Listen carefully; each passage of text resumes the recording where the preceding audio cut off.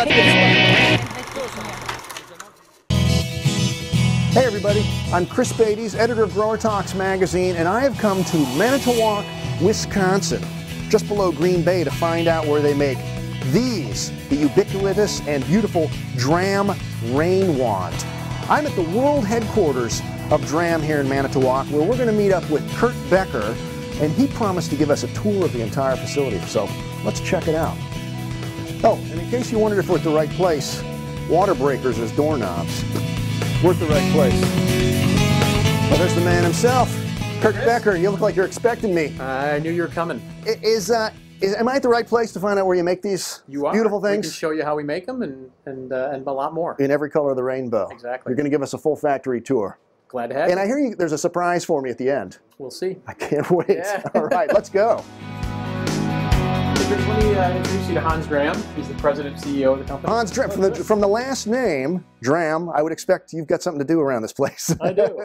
Thank you for coming. My pleasure. So tell me a little bit about Dram. Everybody knows Dram water products. You've been around for a long time. You're in every garden center and greenhouse, I think, on the planet. Give me a little nutshell history. Well, as best I can in a nutshell, my grandfather was a florist here in Manitowoc, Wisconsin.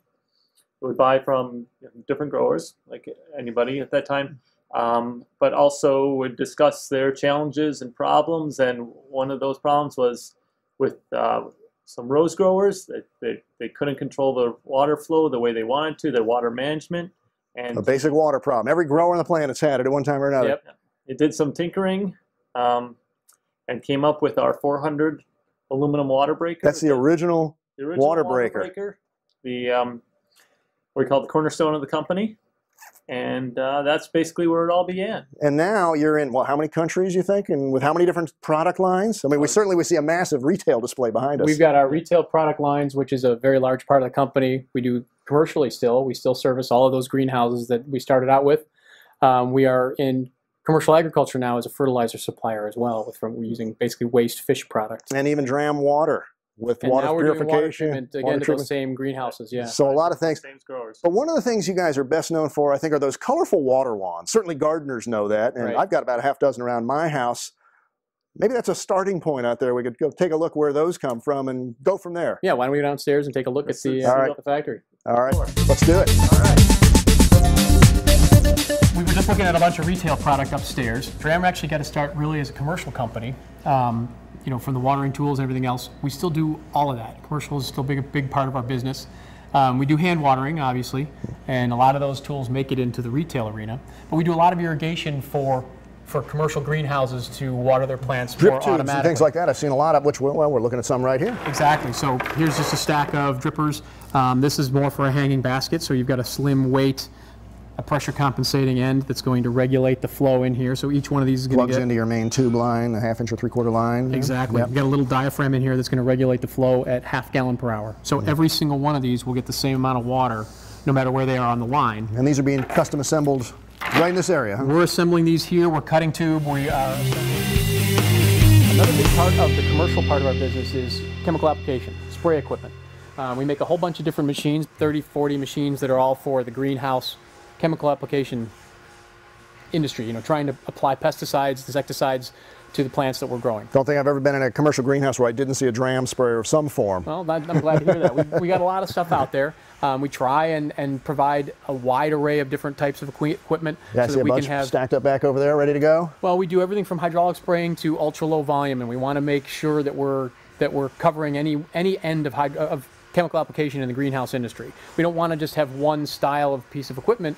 One of the things we find, if you're a nail manufacturer, or if you're a hammer manufacturer, everything looks like a nail. If all we did was sold hydraulic sprayers, that's all we would be promoting to people. But there's better ways to do things, and we want to have each piece of those, from drenching of chemicals. This machine here actually is made just to water. This is a battery-operated water system that, say, an interior scaper will use to water plants in an office complex or a shopping mall, something like that. But then we go up to bigger hydraulic sprayers, like you said. Okay, so a big part of what we do at Dram is we produce the wands, as well as all the different watering tools that go on them. So you need something to be able to reach into the plant. Mm-hmm. Well, we saw the wands. They're beautiful. Exactly. We've colorful. got all those bright colors. We also sell these commercially. I mean, initially this was a commercial product, the plain aluminum was the way to go. Probably about 15, 16, 17 years ago, we started adding color.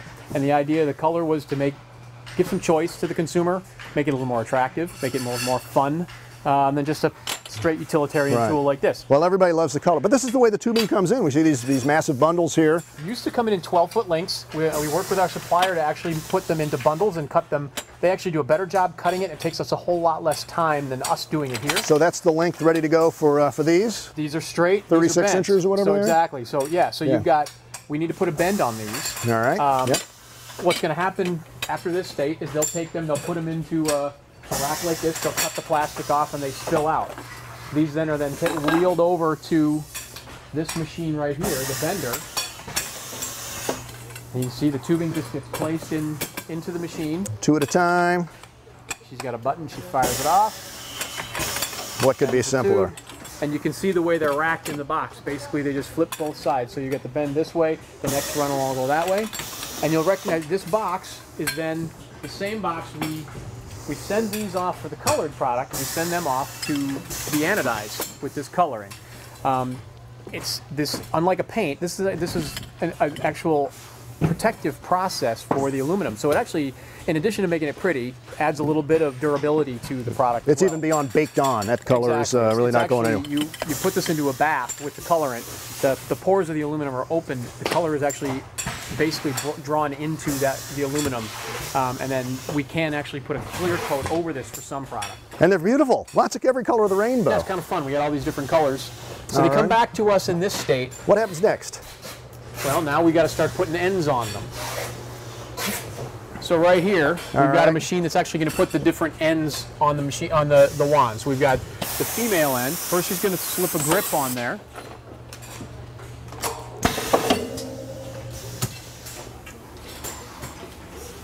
Label goes on, shutoff goes on, and then we go to the other end of the wand where we put the male end on. And who's this doing the work for us? Tom's one of our guys who's been working for us for a while. We got one of the things that we've got that's pretty unique about our company is that our average tenure is over 20 years at this point. How long you been here, Tom? I've actually just been a little over a year. Yeah, he's one of the young'uns. One of the young'uns. Well, you got to stick on for at least 20 then, apparently. All right. So what else? So he's handing them off over here after they've had the male end inserted, and then we've got a device here that's going to help roll the water breaker on. Now, what are those clips she's putting on there? This is actually a retaining piece for a new rack we've got for a little bit less expensive rack design. It's a much cheaper design. It's meant, basically this comes ready to go. So the store takes the top off and it's ready for sale. All right, now she's putting the end on here. So the machine just threads that on, saves a little bit on the wrist. Beautiful. And how many of these are she going to do like that a day, do you think? We just did 110 displays in what, Tom? 3 days? 2.5? 110 of those displays. It going out. ends up looking like this here. Yeah, 24 pieces on each display. Going out to a retailer near you. Yes, exactly. So, Kurt, how many different countries do you send these fine Dram products out to? We're in a small little town in northeastern Wisconsin, but you cover the globe with these colorful water products. We do. The products are sold throughout Europe. We have a very good relationship with a lot of Australian companies. We're selling into Asia. We're selling into you mentioned South Africa, Canada, Chile. Another company. Yeah, South Africa, South America. So over 30, 40 countries are selling our product. We can sell our products there.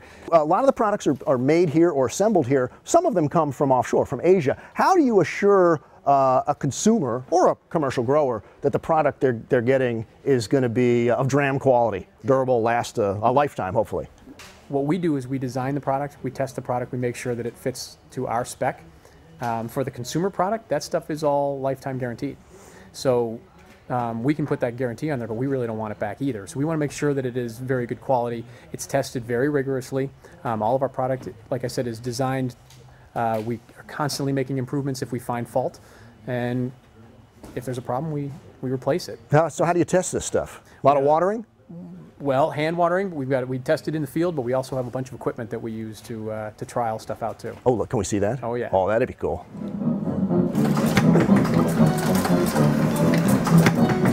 Kurt, this kind of reminds me of like a Warner Brothers cartoon factory. It's got a nice rhythm to it. You can almost hear that music in the background. We've actually thought about making like a drum backbeat for this thing, you know, just recording it and using it as a sampling setup. You could dance to it, but really that's not the purpose here. What is going on here? Well, valves are a very important part of what we're doing every day with watering, so we want to make sure that they're going to hold up.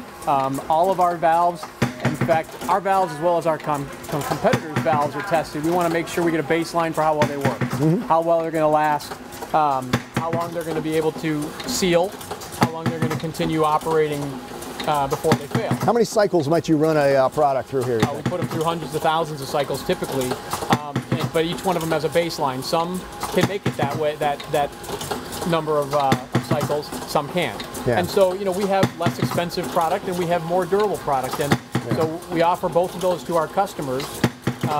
The less expensive cup doesn't last as well as the more durable. So speaking of durable, what the heck's going on back here with this noisy contraption?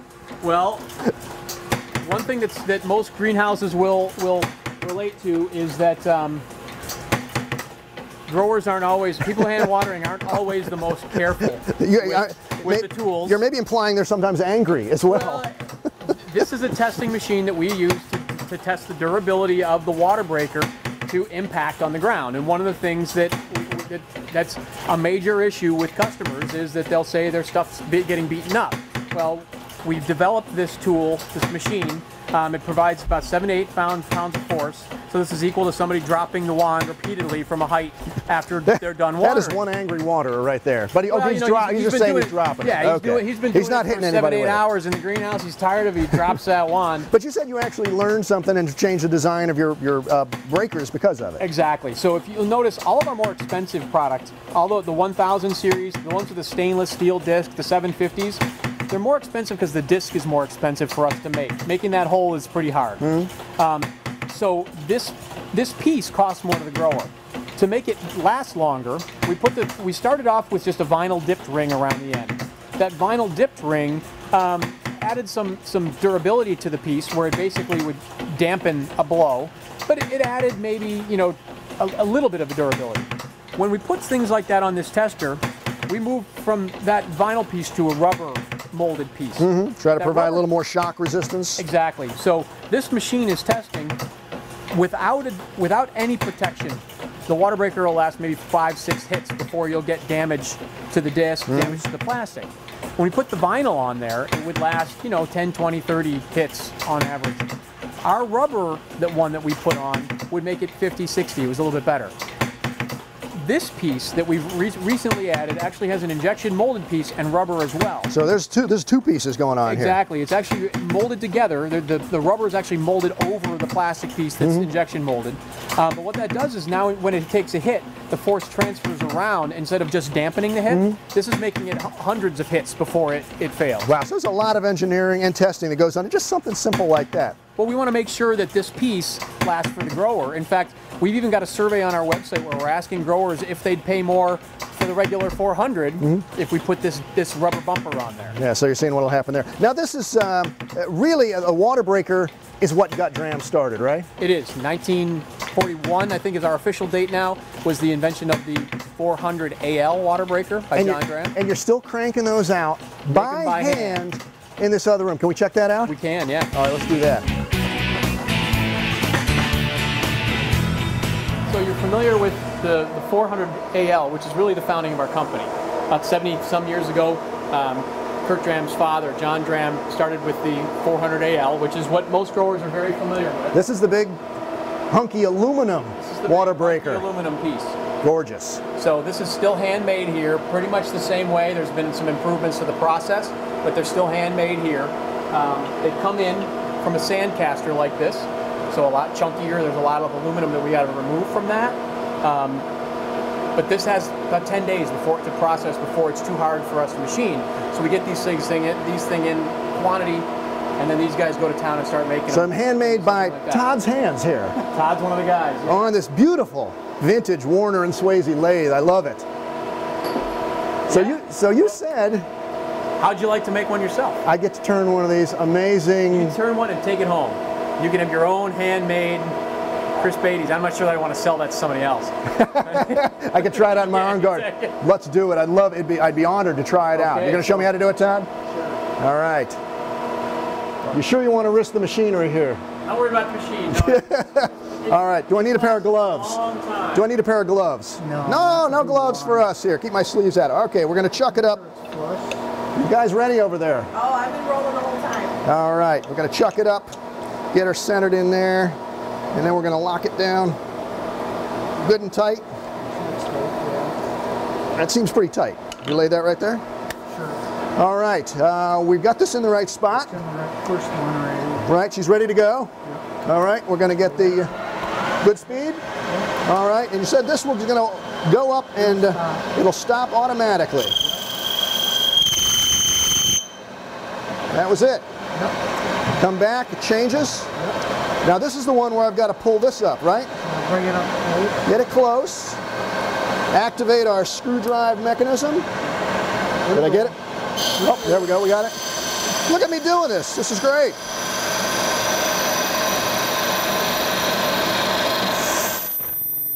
All right. Back her out. She's going to kick around here and watch her turn there. All right. Now this is going to go in all the way, not a problem. No, get a little extra there. Make sure she's all the way to the bottom. Skip this next one. And okay, I'll bring it back. Skips. Okay. Now we're actually going to put our put this little guy in. Oh, yeah, that helps. All right, I've got the smooth side out. Oh yeah, we got to get those chips out of there. Here's our little. There we go. Has anybody else ever done this? It's a little hot. Or am I the first? Without training? All right. No, I'm not going to turn it on. I'm going to bring this and touch it up to it. All right, touch it to it so it's not going to fall out. Ready? 2 clicks. There we go. Just press it in. Little leverage. Yep. That's it? Yep. All right, back her out. Yep. All right. Bring that tool. This one's going to come up. We go in Turn that all the way down. There we go. It'll go by itself. It's going by itself. This is so cool. Go watch the chips. But I've got the safety goggles on, just as they advise.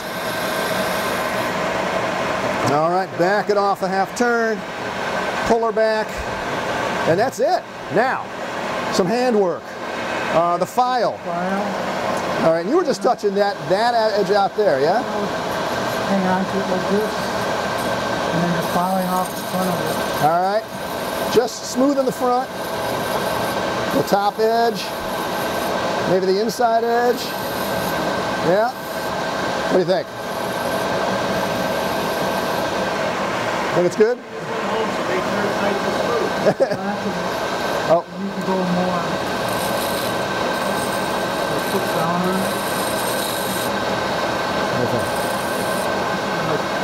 All right. This is where the years of training come in. Lest you think somebody can come in here in 2 minutes and do this job. He's got a little more pressure in there. I didn't want to gouge it all out. But now the steel wool. Yep, the front of it. All right. And then underneath. All right. And I could get a good, yeah, I could get a good polish here too, yeah? Really shine it up nice, practically like chrome. I have done some woodworking with a lathe, so. All right, so what do we think? Turn it on. De-chuckify it. That's the technical term. Pull it out. Hot. All right, you're the expert there, Todd. What do you think? Oh, that'll work. Well, of course, you did the fine work. Kurt, what do you think? Am I hired? Looks good. Need to speed up a little bit, maybe. Hey, it's an honor to get to do this. Todd, thanks so much for the lesson. And Kurt, well, short of getting this like engraved with the name and the date and everything else on it, I can't think of any cooler souvenir to leave Dram with. So Pretty thanks. good one. It'll go with the race ones that you have. I've got a bunch of his water wands in my office, but thanks so much. Actually, we should shop around and see what I could attach this to so I don't leave with just a breaker. Can we go back and do that? Got valves and wands. And Oh, let's go find some of that cool right. stuff. Sounds All good. right.